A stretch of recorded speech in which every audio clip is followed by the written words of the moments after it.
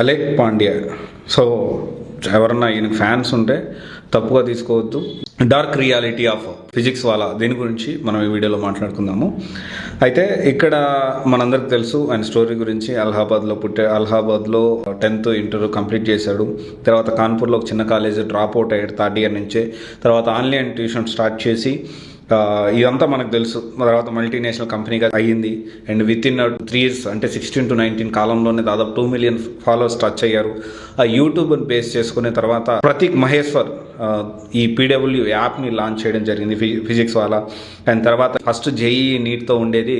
తర్వాత ఇప్పుడు చాలా ఇన్స్టిట్యూట్స్ అంటే ఓన్లీ ఐఏఎస్ అని కూడా ఎక్వైర్ చేసుకుంటూ వెళ్ళాడు. సో ఇక్కడ ఏంటి అంటే ఓవరాల్గా ఇక్కడ మనం కొన్ని కామన్ పాయింట్స్, కొన్ని concerns, dark reality of physics వాళ్ళ గురించి మనం ఈ వీడియోలో మాట్లాడుకుందాం. కొన్ని సిమిలారిటీస్ ఈ అన్అకాడమీకి, ఈ బైజూస్కి, తర్వాత ఈ ఫిజిక్స్ వాళ్ళకి కొన్ని సిమిలారిటీస్ మనం గమనిద్దాము.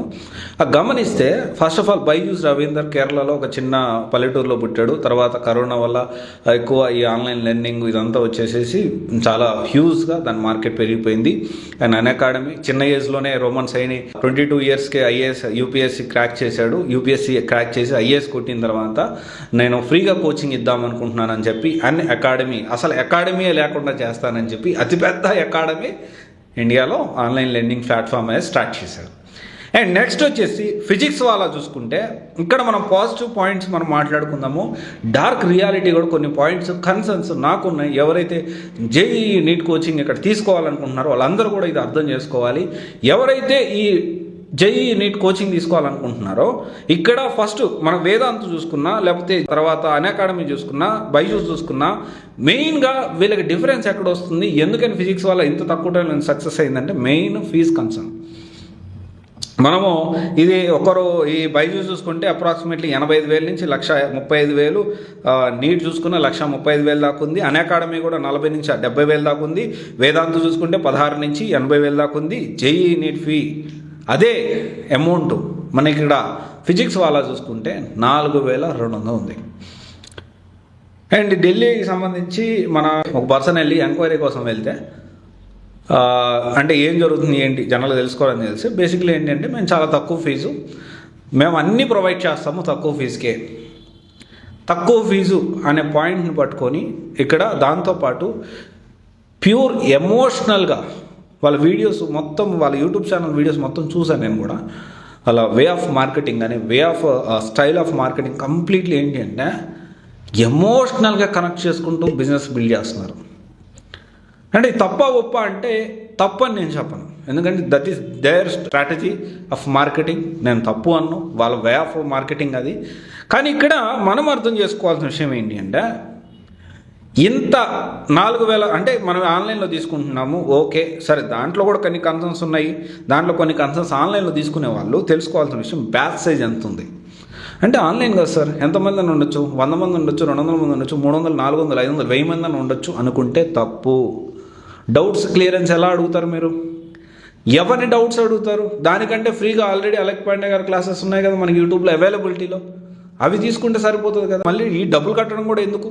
ఇది ఆలోచించాలి మీరు. అంటే నేనేం చెప్పదలుచుకున్నానంటే బ్యాచ్ సైజ్ ఎంత ఉంది, ఓకే, బ్యాచ్ సైజ్ ఎంత ఉంది, పర్సనల్ అటెన్షన్ ఉంటుందా, డౌట్స్ వస్తే క్లియర్ చేసే వాళ్ళు ఉన్నారా, సిలబస్ ఆన్ టైంకి కంప్లీట్ చేస్తున్నారా? అంటే ఇవన్నీ మనం అందరం కూడా తెలుసుకోవాలి. ఒకవేళ ఈ అలెక్ పాండ్యా ఫ్యాన్స్ ఎవరైనా ఉన్నా కానీ ఈ విషయాలు మీరు కూడా తెలుసుకోండి. ఎందుకంటే ఇంకొక విషయం వచ్చేసి ఏంటి అంటే నేను ఇక్కడ విమర్శించడం కాదు, కానీ డార్క్ రియాలిటీ ఆఫ్ ఫిజిక్స్ వాళ్ళ ఏంటి అంటే ప్యూర్లీ ఎమోషనల్తో వాళ్ళు మార్కెటింగ్ చేస్తూ ఉన్నారు. అండ్ స్టూడెంట్స్ కూడా దానికి కనెక్ట్ అవుతూ ఉన్నారు. డెఫినెట్లీ వాళ్ళు నాట్ ఓన్లీ నిజంగానే అలెక్ పాండ్యా ఎమోషనల్లీ కూడా చాలామందికి సపోర్ట్ చేస్తూ ఉంటారు, దాన్ని ఎవ్వరు కాదనడానికి లేదు. Definitely 200% that is correct. కానీ ఇక్కడ ఏమవుతుందంటే ఆన్లైన్ ఉన్నంత వరకు ఎలాంటి ప్రాబ్లం లేదు, కానీ ఆఫ్లైన్ వచ్చిందే సమస్య. ఆఫ్లైన్ చూసుకుంటే చాలా బ్రాంచెస్ ఉన్నాయి, దాదాపు 100+ లొకేషన్స్లో ఉన్నాయి. ఇక్కడ ఒక విషయం ఏంటి అంటే ఏ బ్రాంచ్ క్వాలిటీగా ఉంది, ఏ బ్రాంచ్లో నుంచి ర్యాంక్స్ వస్తున్నాయి, ఈ బ్రాంచ్లో ఉండే వాళ్ళు డైరెక్ట్గా అంటే మెయిన్ ఫ్యాకల్టీ అందరూ ప్రతి బ్రాంచ్కి వచ్చి క్లాసులు చెప్తున్నారా అంటే ఇప్పుడు ఎవరిని చూసి జాయిన్ అవ్వాలి? ఫిజిక్స్ వాలా అనే బ్రాండ్ని చూసి జాయిన్ అవ్వాలా, లేకపోతే అలక్ పండే సార్ని చూసి జాయిన్ అవ్వాలా? అలక్ పండే సార్ డెఫినెట్లీ 200 కాదు 1000% he's capable of doing. Definitely ఆ మెస్మరైజింగ్గా ఉంటుంది, చెప్తే చాలా క్లారిటీగా అతను చెప్పగలుగుతాడు. అది అందరికీ కూడా గ్రౌండ్ లెవెల్లో దిగి ఒక బిలో యావరేజ్ స్టూడెంట్ కూడా అంటే బిలో యావరేజ్ స్టూడెంట్ కూడా అర్థం చేసుకునే విధంగా ఈ క్లాసులు ఉంటాయి. కానీ అలక్ పాండే సారే అన్ని బ్రాంచెస్కి తిరగలుగుతాడా? ఆఫ్లైన్లో కొత్తగా కోచింగ్ స్టార్ట్ చేశారు విద్యాపీఠ్ అని. ఇది ఎలా ఉంది? ఇప్పుడు మన హైదరాబాద్లోనే చూసుకుంటే దాదాపు మాదాపూర్లో, హబ్సిగూడలో, కూకట్పల్లి, తర్వాత వచ్చి సరూర్ నగర్, షేక్పేట, సుచిత్ర, ఇవన్నీ కూడా డిఫరెంట్ లొకేషన్స్లో ఉన్నాయి. ఇక అన్నిటి కూడా ఫ్యాకల్టీ లోకల్ ఫ్యాకల్టీ తీసుకుంటున్నారా, లేకపోతే ఢిల్లీ ఫ్యాకల్టీ లేకపోతే టాప్ ఫ్యాకల్టీ అక్కడి నుంచి మెయిన్ బ్రాంచ్ నుంచి వచ్చి ఇక్కడ టీచ్ చేస్తున్నారా? ఇవి మనం తెలుసుకోవాలి. ఆన్లైన్లో ఇక్కడ ఇంకొక విషయం వచ్చేసి ఏంటి అంటే, చాలామంది ఆన్లైన్లోనే తీసుకోండి బ్రహ్మాండంగా ఉంటుంది, ఆన్లైన్లో ఇబ్బంది ఏం లేదంటే, ఇక్కడ అర్థం చేసుకునే విషయం ఏంటి అంటే, మనకేమైనా డౌట్స్ వస్తే ఆన్లైన్లో క్లియరెన్స్ ఎలా? అండ్ వాళ్ళ యాప్లో కూడా నేను చూశాను, కొంతమంది ఈ ఆన్లైన్ డౌట్స్ అడుగుతూ ఉంటే మీరు కరెక్ట్ వర్డ్స్ యూజ్ చేయట్లేదు, ఇన్ అప్రాప్రియేట్ లాంగ్వేజ్ అని చెప్పి దాన్ని వాళ్ళు, లేకపోతే ఇంకోసారి ఇలా మెసేజ్ పెడితే మేము పర్మనెంట్గా బ్లాక్ చేస్తామని చెప్పి మెసేజ్లు వస్తున్నాయని చెప్పి వాళ్ళ యాప్లో చూసాను మేము. అంటే డౌట్స్ ఎలా అడుగుతారు? వినేటప్పుడు అందరికీ అర్థమవుతుంది కదా. ఇవన్నీ మనం తెలుసుకోవాలి. తక్కువ ఫీజు పట్టడం మంచి విషయమే, కానీ తక్కువ ఫీజు పేరుతో ప్రాపర్ సర్వీస్ ఇవ్వకపోతే కూడా, ఎంతమందిని తీసుకున్నప్పుడు ఎంతమంది ఎక్కువ మంది కోచింగ్ తీసుకుంటున్నప్పుడు దాని తగ్గ డౌట్స్ క్లియరెన్స్ కూడా ఉండాలి కదా అవైలబిలిటీలో. ఎక్కడో ఒక బ్రాంచ్లో, 2 బ్రాంచ్ల్లో, లేకపోతే టాపర్స్ బ్యాచ్ అని ఉంటుంది వీళ్ళ దగ్గర, ఆ బ్యాచ్లో నుంచి వచ్చిన ర్యాంక్స్ అన్నీ కూడా ఈ మొత్తం 1 మార్కే వచ్చింది, 2 మార్కే వచ్చింది, 3 మార్కే వచ్చింది, అట్లా కాకుండా బ్రాంచ్ వైజ్ ఈ బ్రాంచ్లో ఎన్ని ర్యాంక్స్ వచ్చాయి, ఎంతమంది క్వాలిఫై అయ్యారు, ఎంతమందికి ఐఐటీలో సీట్లు వచ్చాయి, ఎంతమంది గవర్నమెంట్ కాలేజీలో నీట్ రాసిన వాళ్ళకి సీట్లు వచ్చాయి, ఇవన్నీ మనం తెలుసుకోవాల్సిన అవసరం ఉంది. సో ఎప్పుడైనా కానీ ఈ డార్క్ రియాలిటీ ఇదంతా విషయాలు తెలుసుకోండి. మీరు కూడా గొర్రెలాగా ఏదైనా కానీ ఏంటంటే బ్లైండ్గా ఒక పేరు వచ్చేసింది కాబట్టి అందరూ వెళ్ళి ఆడ జాయిన్ అయిపోవడం.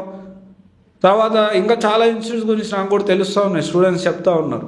ఏదైతే ఇంజనీరింగ్ కాలేజ్ సంబంధించిన ప్రొఫెసర్స్ వాళ్ళతో కూడా మాట్లాడడం జరిగింది నేను కొంత ఇన్ఫర్మేషన్ కోసం. ఇవన్నీ మీరు అర్థం చేసుకోవాలి.